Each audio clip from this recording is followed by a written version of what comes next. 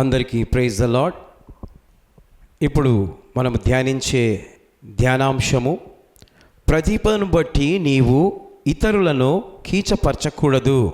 ప్రభునందు ప్రియమైన వారలారా, ఈ రోజున దేవుడు మీ ప్రతిభ విషయమై మాట్లాడుతూ ఉన్నాడు. దేవుని యొక్క సంఘంలో నీ కుటుంబ ప్రతిభను ఎలా వాడుతున్నారు అనగా, ఒకరికి పాటల ప్రతిభ, ఒకరికి వాక్యం చెప్పే ప్రతిభ, ఒకరికి వాయిద్యాలు వాయించే ప్రతిభ, ఒకరికి పరిచర్య చేసే ప్రతిభ, ఒకరికి ప్రార్థన చేసే ప్రతిభ, ఒకరికి ధారాళముగా దేవునికి ఇచ్చే ప్రతిభ. దేవుని ప్రజ్ఞ కలిగిన వారు, ఆ ప్రతిభ కలిగిన వారు, వారితో మీరు సహవాసం చేయాలి.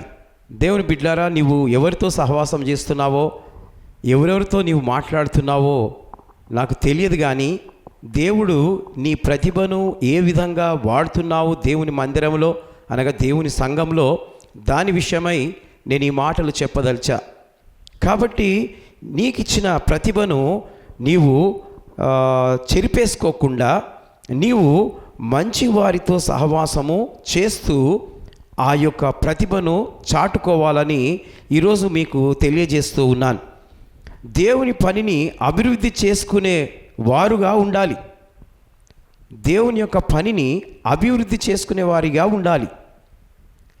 అప్పుడు దేవుడు నిన్ను బట్టి ఆనందిస్తాడు. కాబట్టి దేవునికి స్తోత్రం. మరి దేవుడు ఈ మాటలను తెలియజేస్తూ ఉన్నాడు. అదేవిధంగా నాకు ప్రతిభ ఉంది అని ఒకరిని మనము కీచపరచడమో, లేకపోతే ఇంకొకరికి గూర్చి చెడుగా మాట్లాడడమో, ఇంకొకరిని చక్కగాని చాకగాని చాతకాని వారు కానీ ఉండడమో అలా చేయకూడదు. అలా చేస్తే దేవుని పని పాడైపోతుంది.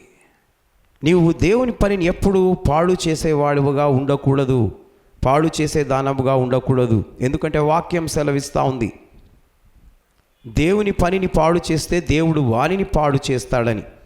కనుక ఈ మాటలు జాగ్రత్తగా నీవు విని నీవు దేవునికి పనిముట్టుగా ఉండాలి తప్ప పాడు చేసే వానివిగా ఉండకూడదు, పాడు చేసే దానవిగా ఉండకూడదు. ఈ లోకంలో చాలా సంఘాలలో కొంతమంది సంఘాలను చెరిపేవారు, పాడు చేసేవారు, చెడుగా నడిచేవారు ఉన్నారు. అందు విషయమై దేవుడు ఈ రోజున మీ అందరితో మాట్లాడుతూ ఉన్నాడు. కనుక దేవుని బిడ్డలారా, దేవుడు మీ యొక్క ప్రతిభను చాటుకోవాలని, ఒకరిని కీచపరచకూడదని, చులకనగా మాట్లాడొద్దని ఈ మాటలు మీకు తెలియజేస్తున్నాను. ఒక కిటికీని చూడండి, అది కర్రతో చేయబడుతుంది. ఆ కర్ర చెట్టులో నుండి తీయబడుతుంది. ఒకటే కిటికీకి రాడ్స్ బిగిస్తారు, అనగా సీకులను బిగిస్తారు. ఒకే కిటికీకి అద్దాలను బిగిస్తారు, అనగా కర్ర, ఆ కర్రకు రాడ్స్, ఆ రాడ్స్ తర్వాత అద్దాలు, అనగా ఒకే కర్ర మీద ఒకే కిటికీలో ఈ మూడు కూడా అమర్చి ఉంటాయి.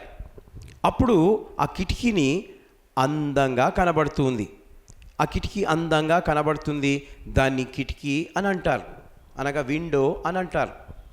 కాబట్టి అదేవిధంగా నీ యొక్క ప్రతిభ, నీవు క్రీస్తులో ఆ విధంగా ఉండాలి. సంఘములో మీరందరూ కూడా ఏ విధంగానైతే ఒక్కొక్కటి అమర్చబడి అది ఒక్కటిగా కిటికీగా పిలువబడుతూ ఉందో, దేవునిలో మీరు ఏక శరీరమై ఉన్నారు. కాబట్టి దేవుని బిడ్డలారా, ఒకరిని కీచపరచడమే కానీ, ఒకరిని అసహించుకోవడమే కానీ, ఒకరిని చిన్న చూపు చూడడమే కానీ అది ఎన్నటికీ చేయకూడదు. చాలా తప్పు. ఈరోజు నీవు ఆ విధంగా చేస్తే నీ తప్పును సరిదిద్దుకోవాలని ప్రభు పేరట మనవి చేయుచున్నాను. అందుకే ప్రతి పని బట్టి నీవు ఇతరులను కీచపరచకూడదు. నీ కుటుంబంలో ఒకరు పాట పాడుతుండొచ్చు, అది ప్రతిభ. ఒకరు వాయిద్యాలు వాయిస్తుండొచ్చు, అది ప్రతిభ. ఒకరు వాక్యము చదువుతుండొచ్చు, అదొక ప్రతిభ. చర్చిలో చీరలు వేస్తుండొచ్చు, చీరలు తీస్తుండొచ్చు, ఊడుస్తుండొచ్చు. ఇదంతా కూడా దేవుడు చూస్తున్నాడు. ఆయన కొరకు నీవేం చేస్తున్నావో దానిని బట్టి దేవుడు ఆనందిస్తూ ఉంటాడు. కనుక ప్రియమైనటువంటి దేవుని బిడ్డలారా, మీరెల్లప్పుడూ ప్రభువును సంతోషపరిచే విధంగా ఉంటే నీ కోరికలు సఫలపరచబడతాయి. దేవుడి మాటలు దీవించి ఆశీర్వదించునుగాక. May God bless you.